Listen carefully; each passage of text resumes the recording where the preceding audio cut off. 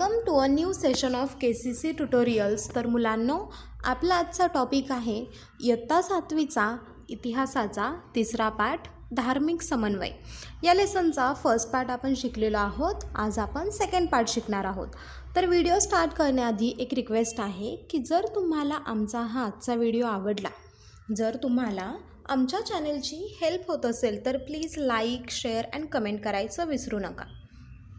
तर धार्मिक समन्वय या पाठाच्या पहिल्या पार्टमध्ये आपण पाहिलं की भारतीय समाजातील जी भाषा आणि धर्माची विविधता आहे तर ती लक्षात घेऊन सर्व धर्म समभावाचं तत्त्व भारतीय संविधानाने सुद्धा काय केलं होतं, स्वीकारलं होतं.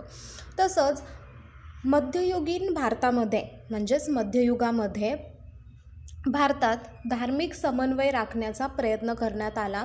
सर्व धर्मांना समान वागणूक देण्यात आली. तसंच सर्व धर्मांचा प्रसार झाला आणि कोणत्याही धर्माला दुय्यम दर्जा देण्यात आला नाही. तर सगळे धर्म, कोणताही माणूस स्वीकारू शकतो, कोणत्याही देवाची भक्ती करू शकतो. याला म्हणतात धार्मिक समन्वय. तर हे धार्मिक समन्वय राखण्यात आलं आणि धार्मिक समन्वय राखण्यासाठी वेगवेगळ्या प्रांतांमध्ये चळवळी सुरू झाल्या. जसं की भक्ती चळवळ, ही चळवळ आपण पाहत होतो. दक्षिण उत्तर भारतातील ही चळवळ आपण पाहिली, बंगालमधील पाहिली. तसंच आता आपण पाहत होतो की संत मीराबाईंनी कृष्ण भक्तीचा महिमा सांगितला. त्या मेवाडच्या राजघराण्यातील होत्या. राजघराण्यातील सुखांचा त्याग करून त्या कृष्ण भक्तीत तल्लीन झाल्या. तर संत मीराबाई या कृष्णाची भक्ती करायच्या. त्यांनी आपल्या भक्तिगीतांमधून कृष्ण भक्तीचा महिमा सांगितला. त्या मेवाडच्या राजघराण्यातल्या असूनसुद्धा त्यांनी सगळ्या सुखांचा त्याग केला आणि कृष्ण भक्तीमध्ये त्या तल्लीन म्हणजे मग्न झाल्या. राजस्थानी व गुजराती भाषांमध्ये त्यांनी भक्ती रचना केल्या. तर संत मीराबाई यांनी राजस्थानी आणि गुजराती भाषेमध्ये भक्तिरचना केल्या होत्या. त्यांची भक्तिगीते भक्ती, सहिष्णुता व मानवता यांचा संदेश देणारी आहेत. तर संत मीराबाईंनी जे राजस्थानी आणि गुजराती भाषेमध्ये लिहिलेली भक्तिगीते आहेत तर ती भक्ती, सहिष्णुता आणि मानवता यांचा संदेश देणारी आहेत.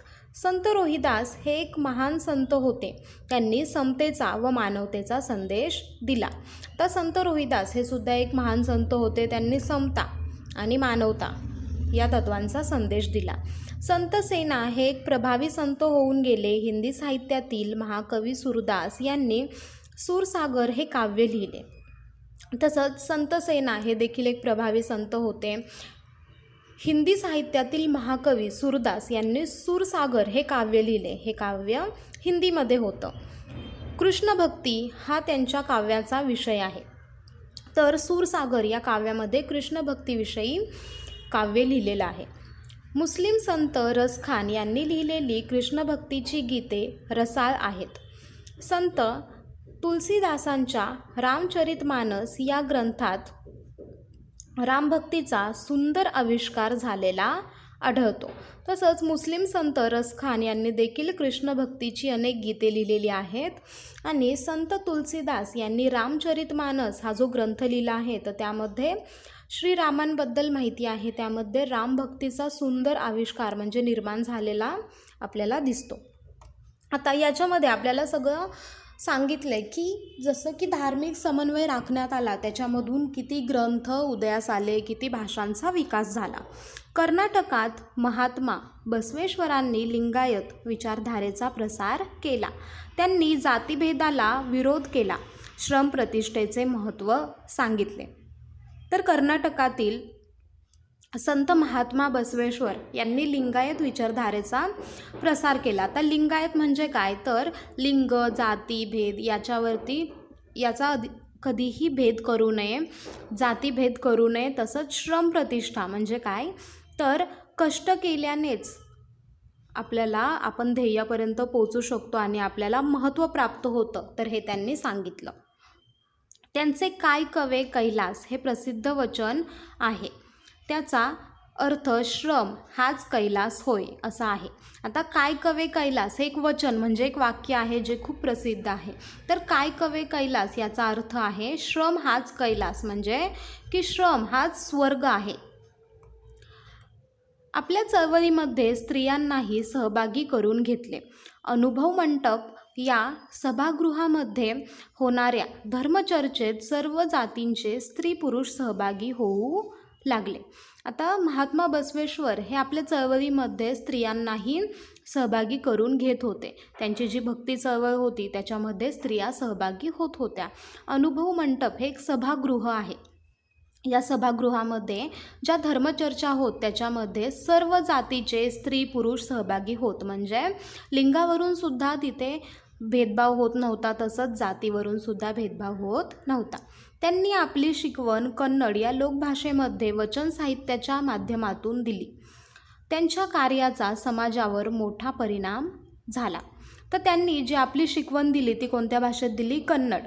कन्नड या लोकभाषेत त्यांनी ही जी शिकवण होती ती दिली. कारण आपण पाहिलं होतं की धार्मिक समन्वय राखण्यासाठी हे जे संत होते त्यांनी जी काही शिकवण दिली, जी काही काव्य तयार केली तर ती लोकभाषेमध्ये केली. त्यांच्या कार्याचा समाजावर मोठा परिणाम झाला. महात्मा बसवेश्वरांच्या अनुयायांनी मराठी भाषेतही रचना केल्या आहेत. त्यांपैकी मन्मथ स्वामी यांनी लिहिलेला परमरहस्य हा ग्रंथ प्रसिद्ध आहे. तर त्यांनी जे कार्य केले, जे लिंगायत विचारधारेचा त्यांनी प्रसार केला, तर त्याचा समाजावर खूप मोठा परिणाम झाला. महात्मा बसवेश्वर यांचे अनुयायी म्हणजे त्यांचे शिष्य जे होते त्यांनी मराठी भाषेत देखील रचना केल्या. तर त्यापैकीच मन्मथ स्वामी यांनी परमरहस्य हा एक ग्रंथ लिहिला, तो खूप प्रसिद्ध आहे. कर्नाटकमध्ये पंप, पुरंदरदास इत्यादी थोर संत होऊन गेले. त्यांनी कन्नड भाषेत अनेक भक्ती कवने रचले. आता कर्नाटकमध्ये जसं आपण पाहिलं की महात्मा बसवेश्वर आणि त्यांचे खूप अनुयायी होते, तसंच कर्नाटकमध्ये पंप, पुरंदरदास यांसारखे अनेक थोर संत होऊन गेले. त्यांनी कर्नाटकची जी लोकभाषा आहे कन्नड, तर त्या भाषेमध्ये भक्ती कवने केली. कवने म्हणजे थोडक्यात काय तर काव्य, गीते. आता हे आपण भक्ती चळवळीविषयी माहिती पाहिली. तसंच महानुभाव हा जो पंथ होता त्याविषयी देखील आपल्याला माहिती दिली आहे. 13व्या शतकात चक्रधर स्वामींनी महाराष्ट्रात महानुभाव पंथ प्रवर्तित केला. हा कृष्ण भक्तीचा उपदेश करणारा पंथ आहे. तर 13व्या शतकात श्री चक्रधर स्वामी यांनी महाराष्ट्रामध्ये नवीन पंथ निर्माण केला, त्याचं नाव आहे महानुभाव.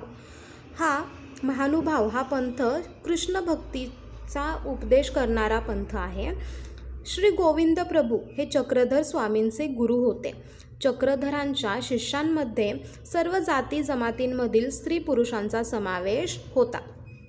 आता जे चक्रधर स्वामी ज्यांनी महानुभाव पंथ स्थापन केला, तर त्यांचे गुरु होते श्री गोविंद प्रभू. आता चक्रधर स्वामी यांचे जे शिष्य होते ते विविध जाती जमातीतील होते, विविध वेगवेगळे त्यांचे धर्म होते, तसेच स्त्री पुरुष या दोघांचाही त्यात समावेश होता. ते समतेचे पुरस्कर्ते होते. म्हणजे काय तर समता हे त्यांचं महत्त्वाचं तत्त्व होतं. ते कोणत्याही जाती धर्मात भेद करत नव्हते, तसंच स्त्री आहे की पुरुष याविषयी सुद्धा ते भेद करत नव्हते. त्यांनी महाराष्ट्रभर भ्रमंती करत मराठीतून उपदेश केला. तर महाराष्ट्रभर भ्रमंती म्हणजे ते महाराष्ट्रभर फिरले आणि त्यांनी मराठीमधून उपदेश केला, म्हणजेच तिथल्या लोकभाषेतून. संस्कृतऐवजी मराठी भाषेला प्राधान्य दिले. आता सर्वसामान्य जनतेला मराठी समजते म्हणून त्यांनी संस्कृत वापरली नाही, तर मराठी भाषेला त्यांनी प्राधान्य दिले आणि मराठी भाषेमधूनच त्यांनी उपदेश केला. त्यामुळे मराठी भाषेचा विकास झाला. मराठी भाषेमध्ये विपुल ग्रंथ निर्मिती झाली. आता जे काही उपदेश द्यायचे होते ते तोंडी उपदेश जे होते ते मराठी भाषेतूनच दिले जात होते. शिवाय जे काही ग्रंथ, कवने वगैरे लिहिलेली जात होती तर ती मराठी भाषेत लिहिल्यामुळे मराठीत विपुल ग्रंथ निर्मिती झाली आणि मराठी भाषेचा विकास झाला. या पंथाचा प्रसार महाराष्ट्रात प्रामुख्याने विदर्भ आणि मराठवाडा या भागात झाला. विदर्भातील रिद्धिपूर हे या पंथाचे महत्त्वाचे स्थान होय. तर हा जो पंथ होता महानुभाव पंथ, याचा प्रसार महाराष्ट्रात प्रामुख्याने विदर्भ आणि मराठवाडा या भागांमध्ये झाला. विदर्भातील रिद्धिपूर हे जे स्थान होतं तर ते या महानुभाव पंथाचं महत्त्वाचं स्थान होतं. तसेच हा पंथ पंजाब, अफगाणिस्तान अशा दूरवरच्या प्रदेशांपर्यंत पोहोचला होता. आता हा फक्त महाराष्ट्रातच होता का? नाही, तर या पंथाचा प्रसार पंजाब, अफगाणिस्तान अशा दूरदूरच्या प्रदेशांपर्यंत सुद्धा पोहोचला होता. तर महानुभाव पंथांच्या अनुयायांनी केलेल्या काही प्रमुख रचना पुढील प्रमाणे दिल्या आहेत की कोणत्या अनुयायांनी कोणत्या रचना केलेल्या आहेत. माहीम भट यांनी संपादित केलेला चक्रधरांच्या लीलांचे वर्णन करणारा लीलाचरित्र हा ग्रंथ. तर माहीम भट या अनुयायांनी चक्रधर स्वामींच्या काही लीला आहेत त्यांचं वर्णन करणारा लीलाचरित्र असा ग्रंथ लिहिला. आद्य मराठी कवयित्री महदंबा यांचे धवळे, महदंबा या कवयित्रीने धवळे, तसेच केशोबान यांनी संपादित केलेले सूत्रपाठ आणि दृष्टांतपाठ, दामोदर पंडितांचे वच्छाहरण, भास्कर भट्ट बोरीकर यांचा शिशुपालवध, नरेंद्रांचे रुक्मिणी स्वयंवर. तर हे जे सगळे कवने किंवा ग्रंथ जे प्रसिद्ध होते तर हे महानुभाव पंथांच्या अनुयायांनी लिहिलेले आहेत आणि हे मराठी भाषेमध्ये लिहिलेले आहेत. महाराष्ट्रात संत एकनाथांनी लिहिलेला हिंदू व मुस्लिम यांच्यातील संवाद धार्मिक समन्वयाच्या दृष्टीने महत्त्वाचा आहे.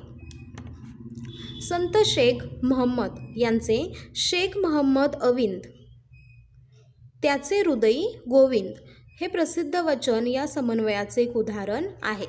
तर महाराष्ट्रातील संत एकनाथ यांनी हिंदू आणि मुस्लिम यांच्यातील एक धार्मिक संवाद लिहिलेला आहे, तर तो धार्मिक समन्वय याच्या दृष्टीने खूप महत्त्वाचा आहे. संत शेख महम्मद यांचं एक वचन प्रसिद्ध होतं. वचन म्हणजे थोडक्यात वाक्य. तर कोणतं होतं? शेख महम्मद अविंद त्याचे हृदयी गोविंद. म्हणजे शेख महम्मद हे जे संत आहेत ते म्हणतात की माझ्या हृदयी गोविंद म्हणजे कोण? तर श्रीकृष्ण आहेत. याच्यावरून लक्षात येतं की धर्म कोणताही असला तरीसुद्धा धर्मामध्ये समन्वय होता. कोणताही धर्माचा माणूस कोणत्याही धर्माच्या देवाचा म्हणजेच कोणत्याही देवाची भक्ती करू शकत होता आणि प्रत्येक धर्माला तेवढाच आदर दिला जात होता. आता गुरु नानक हे शीख धर्माचे संस्थापक आणि पहिले गुरु होत. धार्मिक समन्वयाचा एक मोठा प्रयत्न म्हणून त्यांच्या कार्याचा उल्लेख करावा लागेल. तर गुरु नानक हे शीख धर्माचे संस्थापक आणि पहिले गुरु होते. म्हणजे शीख धर्म कोणी संस्थापित केला? तर गुरु नानक यांनी, आणि हेच शीख धर्माचे पहिले गुरु होते. धार्मिक समन्वयाचा एक मोठा प्रयत्न म्हणून त्यांच्या कार्याचा उल्लेख करावा लागेल, कारण त्यांनी कधीही धर्मामध्ये भेद केला नाही आणि आपल्या धर्माला म्हणजे शीख धर्माला सुद्धा त्यांनी हेच शिकवलं. तर त्यांनी हिंदू आणि मुस्लिम या दोन्ही धर्मांच्या विविध तीर्थक्षेत्रांना भेटी दिल्या. ते मक्केलाही गेले होते. भक्तिभावना सगळीकडे सारखीच असते ही गोष्ट त्यांच्या लक्षात आली. तर जे गुरु नानक होते तर त्यांनी काय केलं? हिंदू आणि मुस्लिम या दोन्ही धर्मांच्या विविध तीर्थक्षेत्रांना त्यांनी भेटी दिल्या. ते मक्केलाही गेले होते. तर मक्का, मदिना हे जे तीर्थक्षेत्र आहे ते कोणाचं आहे? तर मुस्लिम या धर्माचं हे तीर्थक्षेत्र आहे. तिथे सुद्धा ते गेले होते. भक्तिभावना सगळीकडे सारखीच आहे ही गोष्ट त्यांच्या लक्षात आली. म्हणजे आपण कोणत्याही धर्माच्या तीर्थक्षेत्राला गेलो तरीसुद्धा त्या देवाबद्दलची भक्ती सारखीच आहे. म्हणजे सगळे देव एकच आहेत हे त्यांच्या लक्षात आलं. सर्वांशी सारखेपणाने वागावे अशी त्यांची शिकवण होती. हिंदू आणि मुस्लिम यांचे ऐक्य साधावे यासाठी त्यांनी उपदेश केला. तर सर्वांशी सारखेपणाने वागावे, कोणताही धर्म असेल तरीसुद्धा चालेल, फक्त सगळ्या माणसांसोबत सारखं वागायचं अशी त्यांनी शिकवण दिली. हिंदू आणि मुस्लिम यांच्यात ऐक्य टिकावं म्हणून त्यांनी काय केला, नेहमी उपदेश दिला. तर हिंदू आणि मुस्लिम या धर्मांमध्ये ऐक्य राहावं, ते मिळून मिसळून राहावे म्हणून ते नेहमी उपदेश करत. शुद्ध आचरणावर भर दिला. शुद्ध आचरण म्हणजे काय, तर सत्य बोलायचं आणि सत्य वागायचं, आपलं आचरण नेहमी व्यवस्थित ठेवायचं, आपली वर्तणूक चांगली ठेवायची. तर या विचारांवर ते नेहमी भर देत. तसंच गुरु नानकांचे अजून काही विचार आहेत आणि अजून सुफी जो पंथ आहे तर त्याच्याबद्दल आपण माहिती या लेसनच्या पुढच्या पार्टमध्ये घेऊ. जर तुम्हाला आमचा हा आजचा व्हिडिओ आवडला असेल तर please like, share and comment करा. जर तुम्ही अजूनही आमच्या चॅनेलला सबस्क्राईब केलं नसेल तर प्लीज सबस्क्राईब करा. KCC ऑनलाईन ट्यूशन जर तुम्हाला जॉईन करायची असेल तर डिस्प्लेमध्ये दिलेल्या नंबरवर कॉल करून तुम्ही अधिक माहिती घेऊ शकता. Thank you for watching this video. Goodbye.